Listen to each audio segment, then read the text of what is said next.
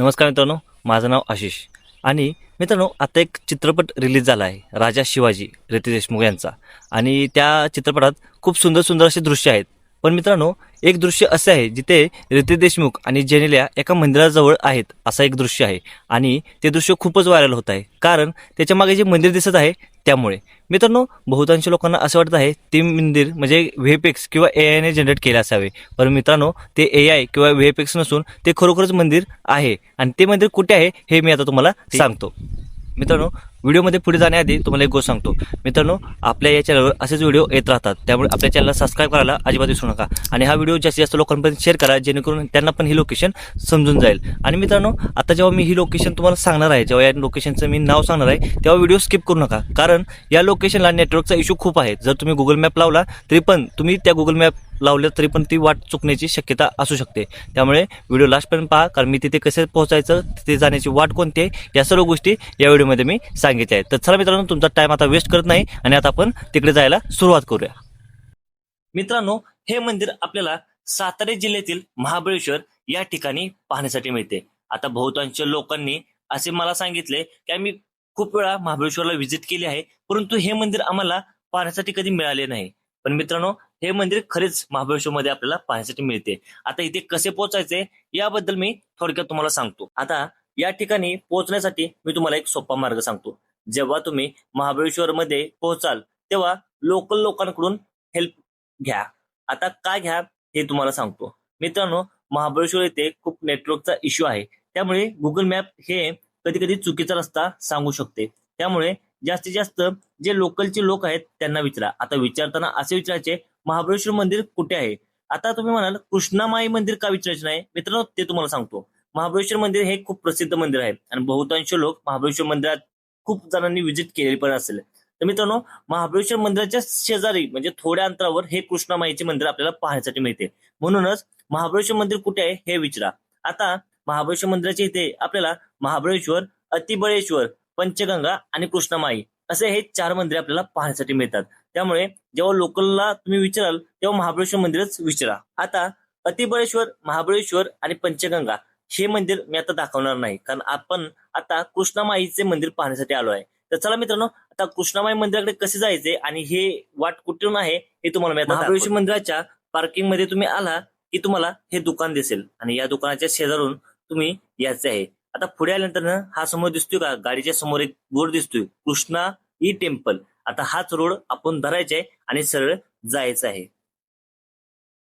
तर मित्रांनो महाबळेश्वर मंदिरातून आपण दर्शन घेऊन आलेलो आहे आणि तिथूनच सरळ खाली यायचे. मी आता तुम्हाला बोर्ड पण दाखवला असेल, तिथून सरळ यायचे आहे. हे तुम्ही मागे बघू शकता. अशा प्रकारे तुम्हाला पाहायला मिळेल. इथून आला की तुम्हाला हा रोड दिसेल.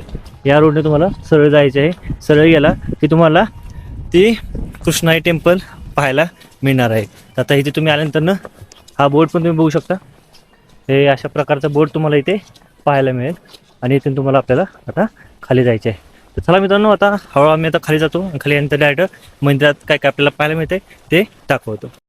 आता मित्रांनो पुढे आला की तुम्हाला अशा वाटा दिसतील, पण ही वाट आहे ना ती कधी सोडायची नाही. ही सरळ आपण चालत जायची आहे कारण हीच वाट शेवटपर्यंत आपल्याला त्या मंदिरापर्यंत घेऊन जाणार आहे. आणि आता हे बघू शकता पुढे जे गेट दिसत आहे हेच हे कृष्णाई टेम्पलचे आहे. तर चला मित्रांनो आता आपण फायनली या मंदिराच्या इथे पोहोचलो आहे. आता हे मंदिर कसे दिसते बाहेरून आणि आतून या सर्व गोष्टी मी आता तुम्हाला सांगणार आहे. तसेच या मंदिराचा थोडक्यात इतिहास पण मी इथे तुम्हाला सांगणार आहे. तर चला आता आपण मंदिराचे दर्शन घेऊया, बाकीच्या गोष्टी पाहूया.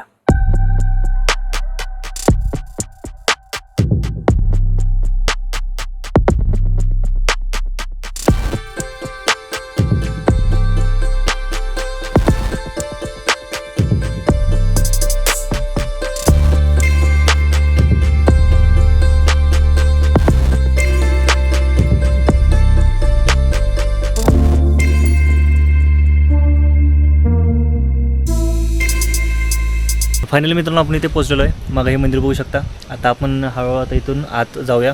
खूप सुंदर असे वाटत आहे. धुके आलेले आहे आणि गारवा पण वातावरण दिसत आहे म्हणून ही टोपी मी आता घातलेली आहे. तर कसं वाटतं नक्की कमेंटमध्ये पण सांगा. तर चला मित्रांनो आता आत जाऊया आणि आत आपल्याला व्हिडिओ करून देतात का नाही ते पण पाहूया आणि जे पण व्हिडिओ मला भेटतील ते मी तुम्हाला दाखवतो. तर चला.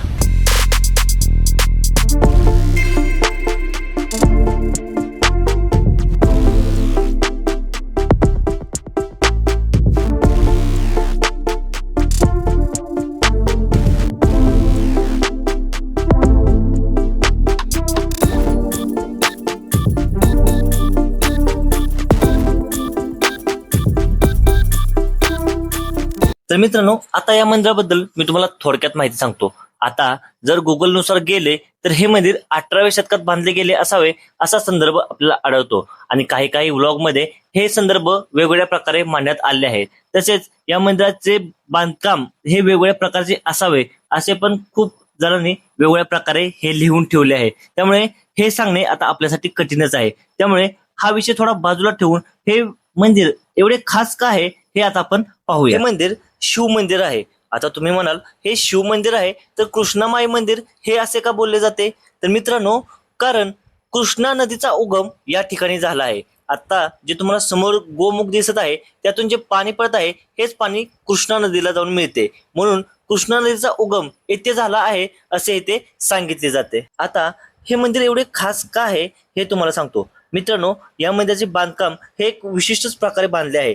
तसेच जे गोमुख दिसत आहे तिथे असणारे हे पाणी, मित्रांनो, हे पाणी कायम आपल्याला तिथे गेल्यानंतर पाहण्यासाठी मिळते. तसेच मित्रांनो, जेव्हा तुम्ही पावसाळ्यात जाशीला तेव्हा येथील निसर्ग हा खूप बघण्यासारखा असतो. तुम्ही नक्कीच पावसाळ्यात येथे व्हिजिट करा. आता मित्रांनो, या मंदिराच्या आतील एक तुम्हाला खास गोष्ट सांगतो जी मला ऐकायला मिळाली. मित्रांनो, जेव्हा तुम्ही या मंदिराच्या आत जाशीला, जेव्हा शिवलिंग तुम्ही पाहशीला तेव्हा तिथे तुम्हाला कोणत्याही प्रकारची लाईट दिसणार नाही. एक दिवा तुम्हाला फक्त तिथे दिसेल. तर असे का? तर मित्रांनो, काहींच्या म्हणण्यानुसार या मंदिरात जेव्हा बल्ब लावले गेले आहेत तेव्हा येथील शक्तीमुळे ते बल्ब फुटले गेले आहेत. त्यामुळे या मंदिरात कधीही बल्ब लावले गेले नाहीत आणि लावले जातही नाहीत आणि हे फक्त मंदिर दिव्यावर असते.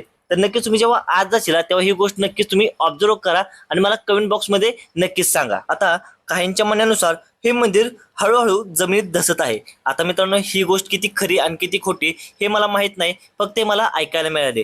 परंतु मित्रांनो, हे मंदिर जमिनीत धसेल का नाही धसेल हे मला माहित नाही, परंतु या मंदिराची कंडिशन अशी आहे की हे लवकरच पडायच्या मार्गावर असणार आहे. त्यामुळे मला सरकारला एक विनंती आहे की एवढे सुंदर मंदिर आहे तर याची नक्कीच तुम्ही निगा राखा आणि हे मंदिर खूप चांगल्या प्रकारे परत एकदा याची उभारणी करा. आता मित्रांनो, काही लोकांना असा प्रश्न पडतो की इथे तिकीट आकारली जाते का?